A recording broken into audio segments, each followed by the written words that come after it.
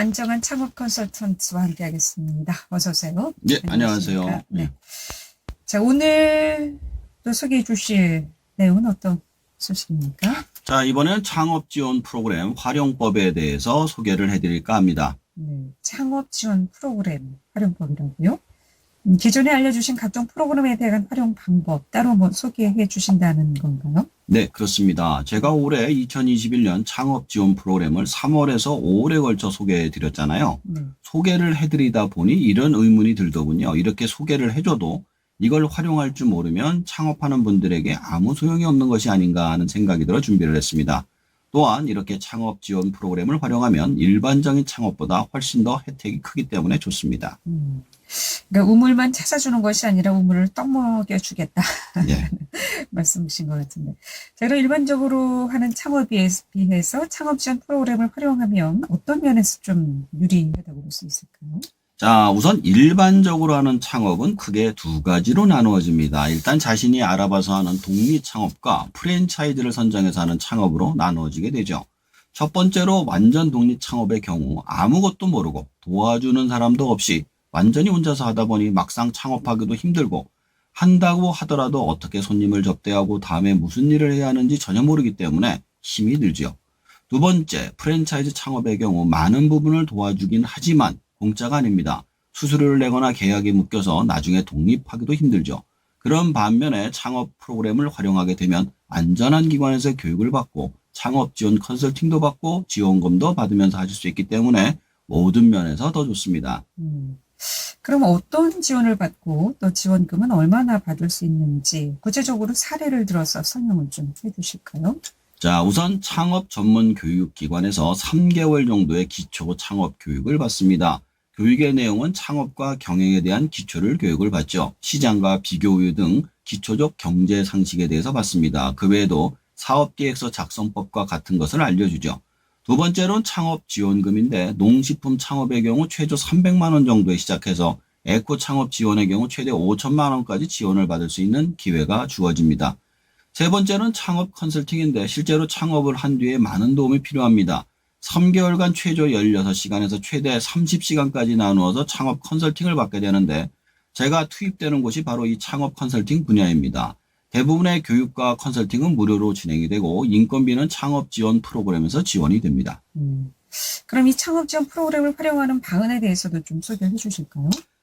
첫 번째로 전체 창업 지원 프로그램을 확인하시면 됩니다. 두 번째로 자신에게 맞는 창업 지원 프로그램에 지원을 하시면 되고요. 세 번째로 창업 지원 프로그램에 맞춰 스펙과 발표 준비를 하셔야 합니다. 그럼 하나하나 좀 체크를 해 보겠습니다. 먼저 첫 번째, 창업 지원 프로그램은 어디서 어떻게 알고 그럼 확인을 할 수 있을까요? 자, 창업 지원 프로그램은 K-스타트업 혹은 창업넷에 들어가시면 자신의 연령, 성별, 나이 등을 넣으시면 쉽게 찾으실 수 있습니다. 그 외에도 기업마당 조회 사업에 들어가시면 전국에 있는 모든 창업 프로그램을 쉽게 알 수가 있습니다. 이런 식으로 전체적인 목록을 아셔야 하는 이유는 창업 지원 프로그램에도 워낙에 많은 종류가 있어서 그중에서 더 좋은 것을 찾아서 지원하시는 게 좋기 때문에 게다가 좋은 프로그램의 경우 많은 사람들이 몰려서 떨어질 가능성이 높기 때문에 여러 창업 지원 프로그램을 최대한 많이 알아두시는 게 좋습니다. 자, 그럼 두 번째로 자신에게 맞는 창업 프로그램 어떻게 지원하는 것이 좋을까요? 그리고 이 프로그램이 나한테 맞는지 안 맞는지는 어떻게 좀 또 확인할 수 있을까요? 개인적으로 궁금하신 것 같아요. 자, 자신의 연령, 성별, 나이에 적합한 창업 프로그램을 지원하시기를 추천을 드리는데 여성 창업 지원, 청년 창업 지원, 시니어 창업 지원 프로그램들이 각각 올라오게 됩니다. 그런데 여기서 팁을 한 가지 드리자면 만약 가족 중 한 명이 창업을 하시게 되면 다 같이 하게 되어 있습니다.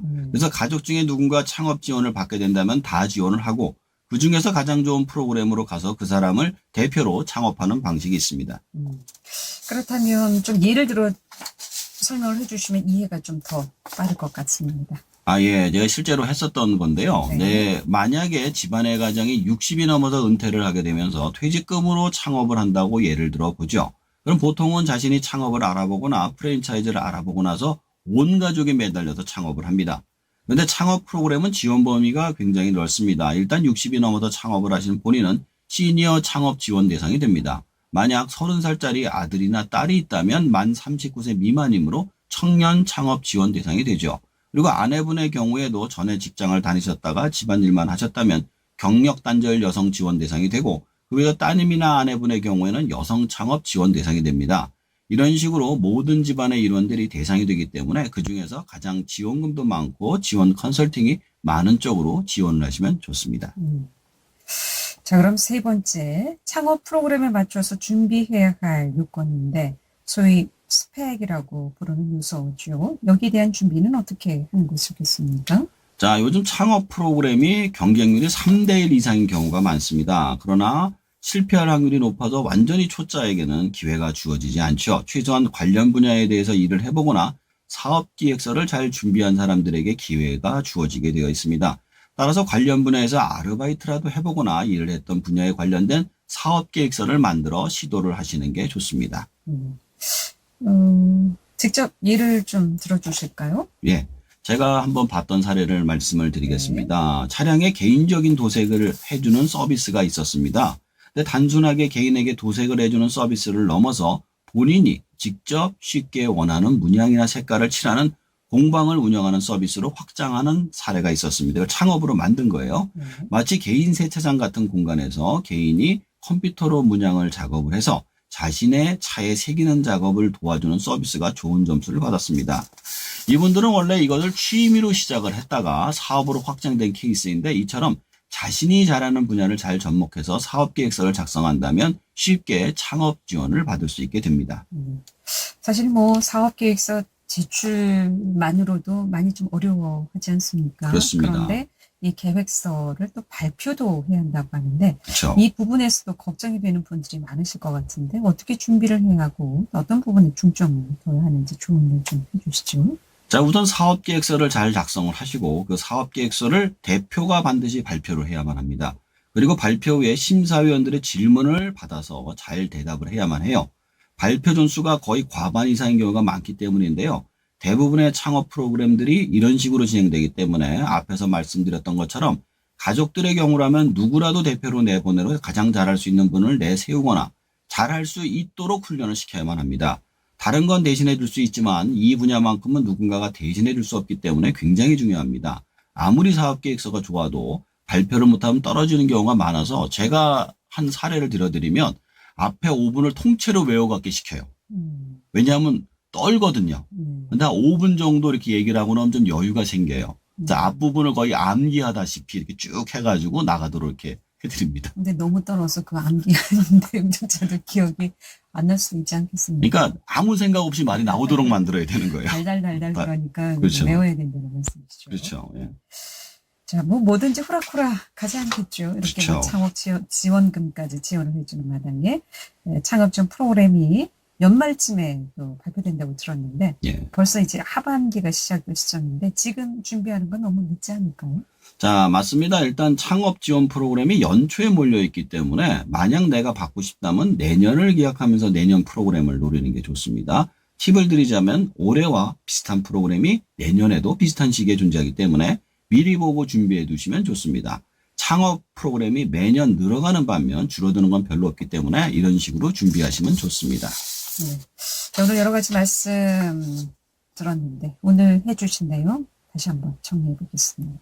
자, 오늘은 창업 지원 프로그램 활용법에 대해 소개해 드렸습니다. 창업 프로그램을 활용하시면 창업 교육, 자금 지원, 창업 컨설팅을 받을 수 있습니다. 그러기 위해선 첫 번째로 자신에게 맞는 창업 지원 프로그램을 확인하시고, 두 번째로 창업 지원 프로그램을 지원을 하셔야 됩니다. 세 번째로 창업 프로그램에 맞춰서 스펙과 발표 준비를 하셔야 합니다. 그러기 위해선 올해 프로그램을 잘 찾아보시고 내년 프로그램을 준비하시길 추천드립니다. 한 가지 더 팁을 드리자면 네. 제 방송을 잘 들으시면 됩니다. 잘 알려드리기 때문에. 네. 그렇죠. 이렇게 구체적으로 잘 또 가르쳐주는 방송도 했죠. 네. 창업하는데 많은 도움이 됐으면 좋겠습니다. 귀로 듣는 창업 정보 안정한 창업 컨설턴트였습니다.